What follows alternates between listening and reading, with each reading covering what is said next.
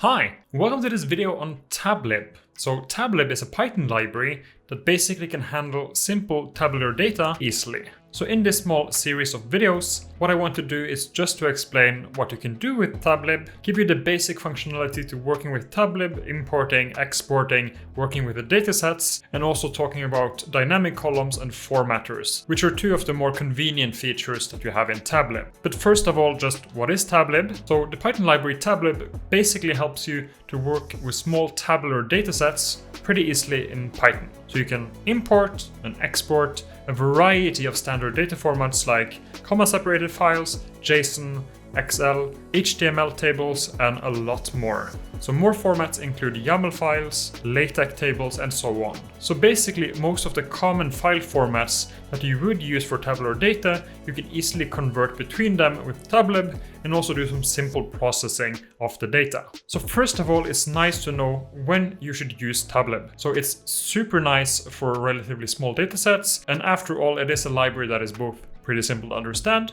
and very simple to master. When I've been looking at the source code for Tablib, I think it's just 1,000 lines or so. So it's pretty simple, it's a pretty shallow abstraction over Python, and that means that it's pretty simple to master honestly. What you should not use Tablib for is cases where performance is crucial. So it's not intended for big data, it is not intended for complex transformations. So if you need high performance or want to do very complex data transformations, then you should use libraries like Pandas, Polars, or Spark. So these are some of the common players for big data transformations. Contrary to Tablib, all of these three take quite a while to master and are a lot more involved.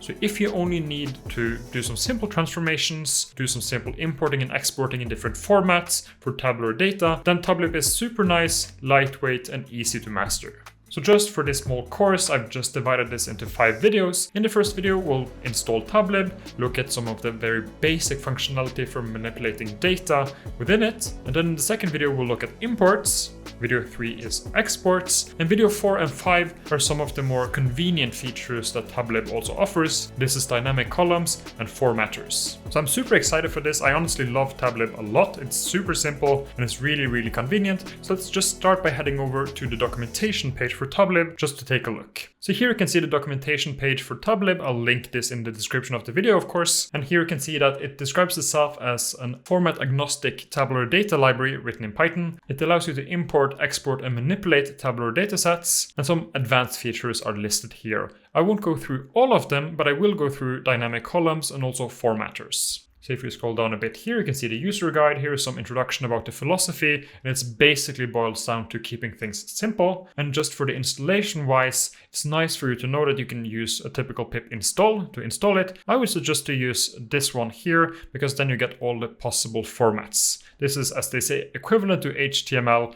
Pandas, and some other formats that are pretty common. So I would install it using this here. So let's start by heading into the code editor and see how this works in practice. So here I am inside VS Code. I've already ran the command that installs Tablib, as I just showed you on the documentation page, and I've made some files here that I will use throughout the project. So these are the 5 files that I will use for the 5 videos, and I also have some artifact files that we'll look at in a bit for the different videos. For the first one, we don't need anything. I'll simply explain to you a bit how datasets work in Tablib and what kind of basic operations you can do on them. So let's start by just running from Tablib, and then I want to import the dataset. And now I can run this just to see that the installation went fine, and it does, so it recognizes this. And the dataset in Tablib is basically your container for data. So what you can do is to initiate this, like this. Now you have your data, and then you can start appending rows to this.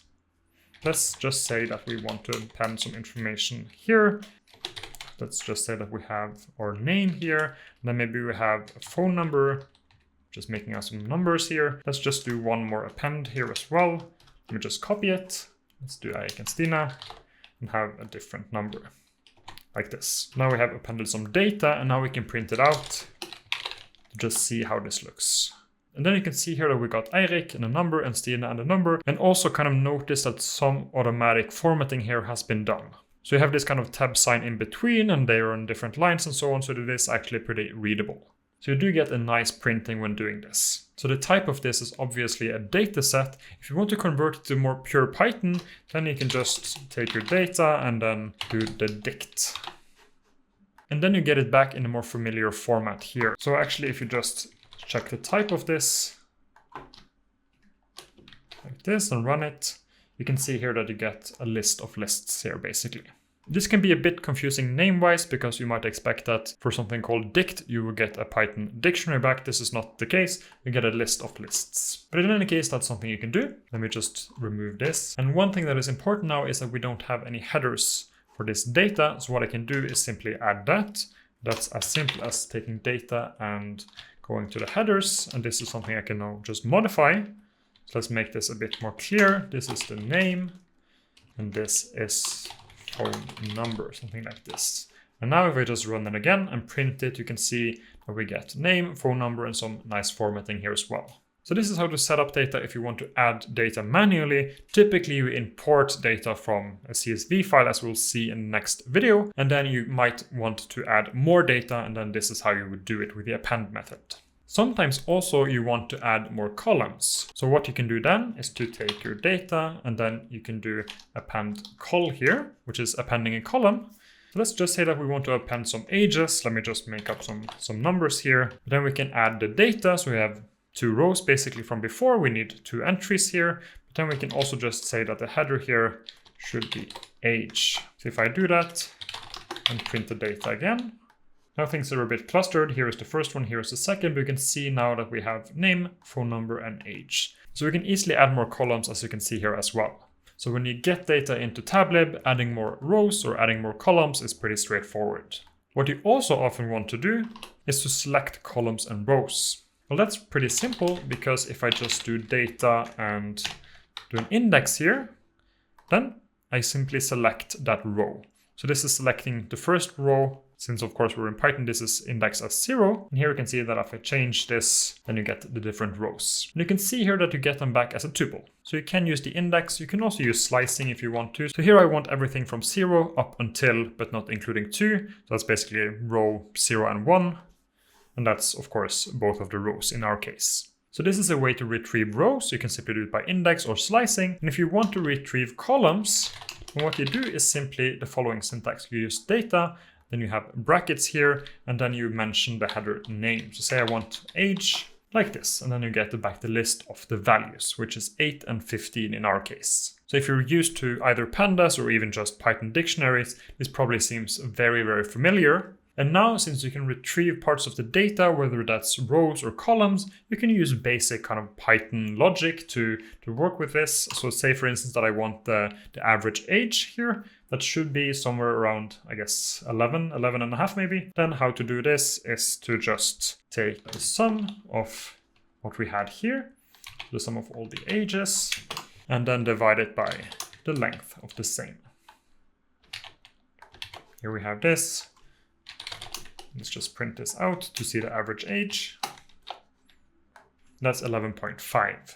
So this thing here, I think, also illustrates a bit of a difference between Tablib and something like pandas. In pandas, there are loads of methods for doing various transformations, and then you can build these together to do even more complex transformations. When it comes to Tablib, there is almost no kind of methods for doing transformations, and you really have to extract it out and manually do kind of Python logic to do these transformations. And since Python logic is kind of slow computation-wise, that means that Tablib isn't really suited, as I mentioned previously, for big data. So as long as the data is relatively small so that Python runs fast, then Tablib is a great choice. And that can even extend to a CSV file that has maybe 100,000 or even 1 million rows. That amount of data is still typically pretty fine by using basic Python logic to manipulate. Finally, you might want to delete some rows, delete some columns. Maybe you import a JSON file and want to save it to a CSV file, as we'll see in the next videos. But then you might not need all of the columns, and maybe you don't even need all of the rows. So how can you delete this? Well, that's super simple. You can just use the del keyword in Python, and then you can delete what you want. So if I want to delete the age column, I just do this. Let me just print it out again, run this, and now you can see that the age column is gone. If you want to delete columns, that's precisely the same. You just specify, let's instead just remove a row, run it again, Then you can see that I've removed the 0th row. This was the Eirik information, so now only Stine is left. And the same goes for slicing. So if I want to remove this, that's basically all of our rows in this case. If I do this, I'll simply get just the headers. So that also illustrates that the dataset both consists of the headers and the rows. So if you remove all the rows, you still have the headers. And then you can again add more rows if you feel the need to. And I think what I've illustrated here, just to kind of briefly summarize, having a dataset, being able to set headers, append rows, append columns, print this out in various ways, access both rows and columns, do Python logic and delete rows and columns if you want to. This is basically the kind of very basic functionality you get for datasets. And then in the next 2 videos, we're going to talk about file imports and file exports. Because the real convenience of Tablib is that you can very easily import and export to different formats. I hope you like this, and I'll see you again in the next video talking about file imports with Tablib.